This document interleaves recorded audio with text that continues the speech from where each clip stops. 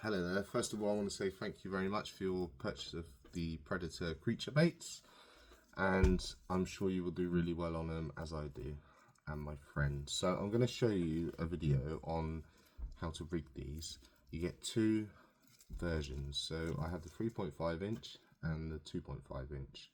The 3.5 inch are 15 grams unweighted, and the 2.5 inch are 7 grams unweighted.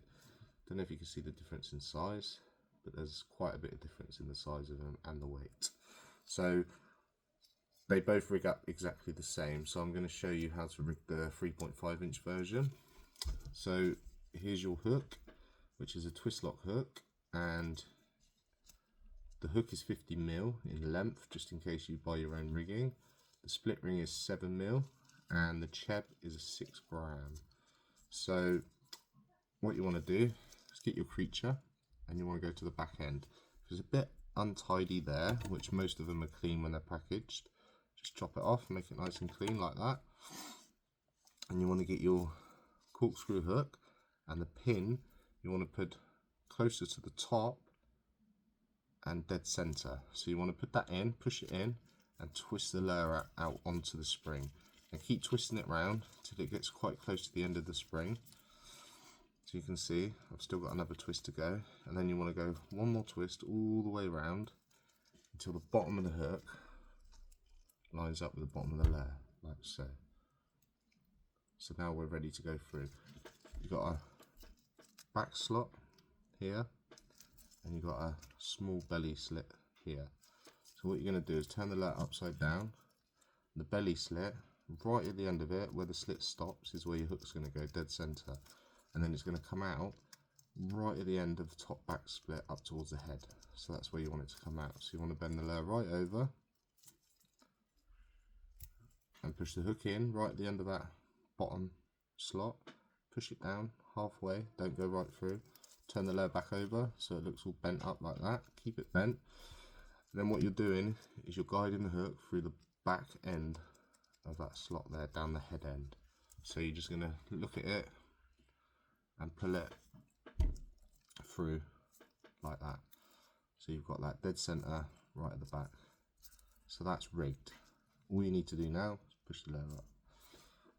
So that's rigged and ready to fish. When the bass hit it, or perch or pike, whatever you want to fish for, they will hit it, the lure will go down, and then that will hook up, and the fish and the lure will end up coming in, and the lure will look like that when it comes in. And then when you go back out, you just pull that back down and it's ready. I use fluorescent floating claws, so it's a floating stretchy plasticine, so the claws will rise. So when you drag it and you pause, claws will rise up in a stance. As you start dragging it again, it will sit down, but it will still flutter a lot like this when you're pulling it along. And then when you stop, stand up. If you dance it on the spot, it stands up aggressively. If you drag it and stop, it rises nice and slowly, so it's a perfect combination. If you want to change the cheb on these, pull the cheb off the wire, take the wire off, put your new wire on, so the end of the wire faces up towards the lure, like so, and then put your new cheb on. These are perfectly weighted, so these are 21 grams with a 6 gram cheb, which is ideal, absolutely ideal for sort of the fishing I do. So that's the weight of these, and the smaller ones are, I'll just weigh it for you.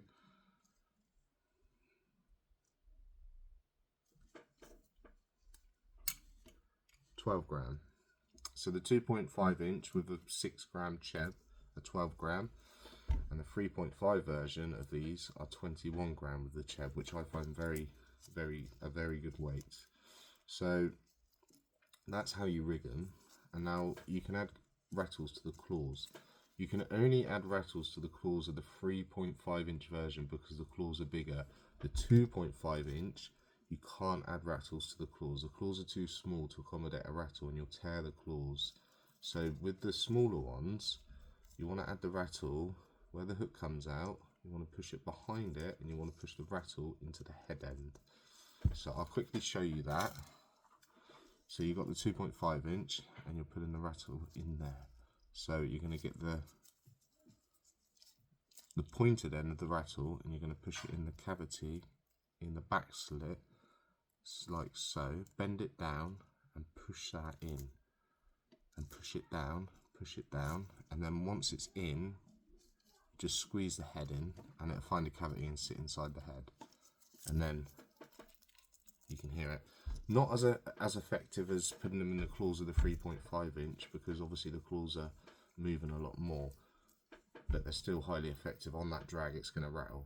So yeah, perfect. So with the 3.5 inch version, the rattles are going to go between the claws and into this area here. So what you do is you squeeze the fat part, you squeeze this bit, you open the claws up and you push the rattle in. Make sure you squeeze and put the rattle in nice and straight, otherwise it'll tear all the plastic. Still fishable, but you don't want to mess your lure up. And then once it's in, squeeze the top of the claws just to push that rattle in. Now you can see that it's in there with minimal damage. In fact, it's sticking out a little bit, so just squeeze a bit harder. There you are. You can hear it there. So that's ready to go. How I fish these and where I fish these, I fish them everywhere, but you want to be fishing them around features. So if you're off the beach, good idea is scour it at low tide, look for anything that's different to flat ground. So it could be a small bank that rises up 2 foot on high tide, fish around it, drag that creature around it, even over the top of the bank. On different sides of the tides, you can fish opposite sides or just cover the whole area. You know, anything in the water that's different, features, rocks, you know, areas where there's a lot of weed, the shoreline where there's a lot of beds of weed where the bass come in close and look for crabs and stuff. Just fish different ground. Don't fish on the straight. You know, if it's flat and there's nothing and it's featureless, you will catch bass that are running through with the tide, but it won't be a holding ground, so you're not going to find them consistently in the same place all the time. If you find a holding ground for bass, being a feature, you will find them on each tide. The chances are you will find them on most tides at the same spot, so that will increase your fishing chances using these. These are amazing off the beach, but mainly if you can find areas with features. These are really, they're you know, in another level in estuaries. So where the river runs in and you've got gullies that split out, grass verges, big gullies, small gullies that run in. These are amazing. Both sides, 3.5, 2.5 inch. I've caught them both. I've not had these for very long, but I fished with them 10 times and I think I've had 7 bass, and I had 2 bass on my first ever fish with these, which took me 3 casts to catch my first bass on the creature. First time I've ever used a creature. So yeah, I'm really happy with the design and the quality of the lure. So yeah, when you're fishing in the river, in the harbours, you want to cast out. This is how you use the lure. You want to cast out, let it sink. You always want it tight to the bottom. Then you want to drag it 6 inch, pause. Just pause, not for too long. So you drag it and then you've created a little bit of slack line. By the time you slowly reel that slack line in, which will take you a couple of seconds, you've dragged it, creature stopped, you're reeling in that slack line. While you're reeling that slack line in, that creature's already sat up. So you don't need to pause it longer than you think. You only need to pause it where you reel that slack line in, because otherwise you drag it and then you're reeling the slack line in, then and it's already stood up and you're thinking, now I'll pause it, and then it's still there. So you've paused it for a long time. Bass do like to grab these on the pause, but they also it kicks their predatory instinct in when they're moving along the bottom. And then a quick pause, they grab it. So drag it, reel the slack line in, drag it, reel the slack line in, drag it. You want to drag it 6 inch, 8 inch, 12 inch, 16 inch, you know, mix it up, but don't drag it 4 or 5 foot real quickly. You want to keep the drag short and sharp. That's what I do, and it works every time. I've actually caught all my fish when I've been dragging it. I haven't caught any when I've paused it, but I know from my other lures that I do how well the fish hit it when it pauses, because I think the instincts of a bass is predatory. So it kicks their predatory responses in. So when you're dragging it, they lock on and they want it. But when it stops, it's at its most vulnerable, and that's when the bass is going to ambush and hit it. So I understand why the bass hit it on the pause, but I haven't had any on the pause. I've had them when I'm dragging it. But what I do is I cast out, drag it 6-inch, reel that slack line in. It's already set up, so you don't need to think, oh, I need to pause it. Drag it, reel the slack line in, it's set up, drag it again, 6, 8, 12, 16 inches, you know, don't drag it more than maybe 2 foot at a time. You don't really need to drag it any more than sort of 2 foot, because you want it to make a disturbance. You want the bass to lock onto it, and then hopefully it hits it when it pauses, or it just chases it and grabs it. But yeah, like I say, short drags, keep it slow. Make sure you're feeling the bottom. You'll feel it, especially if you use braid. You'll be feeling donk, donk, donk, donk. The more thumps you feel, the rougher you feel, the better. That's where the bass are hiding, around them rocks, around them gullies. If you're dragging it and you feel it suddenly not dragging on the bottom, give it a couple of seconds, because the chances are, if you're fishing estuaries, you're dragging it over and then it's dropping, and it's trying to drop into a channel, and you want it to drop into that channel and back up. You don't want it to drop and then you're like, oh, so you reel faster because you're not feeling the floor, and it just go across the channel. The bass are sat in them gullies most of the time, or on the edges of it, so you need to get the lure right down and up through the gully.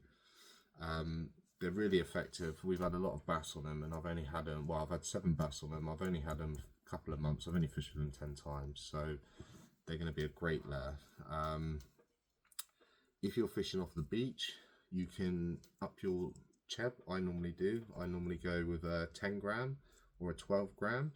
If you're fishing an estuary and you want to cast over the gully, say right out further where say some gullies meet, and you want to fish that meet area where the bass will move in through, and you need more distance, you can still put a 12, 14 or 16. I even use the 2.5 inch with a 16 gram cheb on, and it casts miles. It really casts a long way.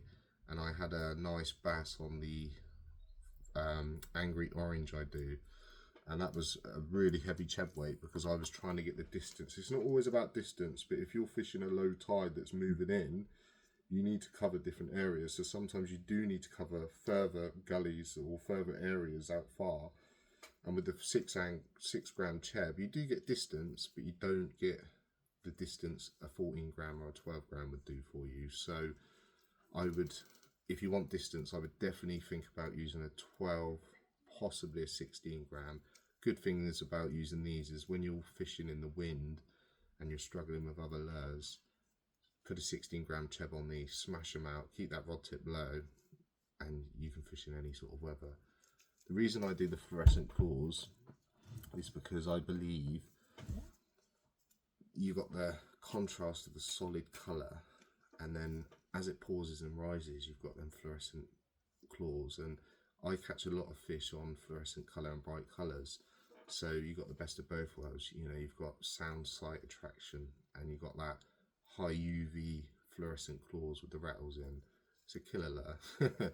So yeah, I wish you well with them. Thank you very much. Take care. Bye bye.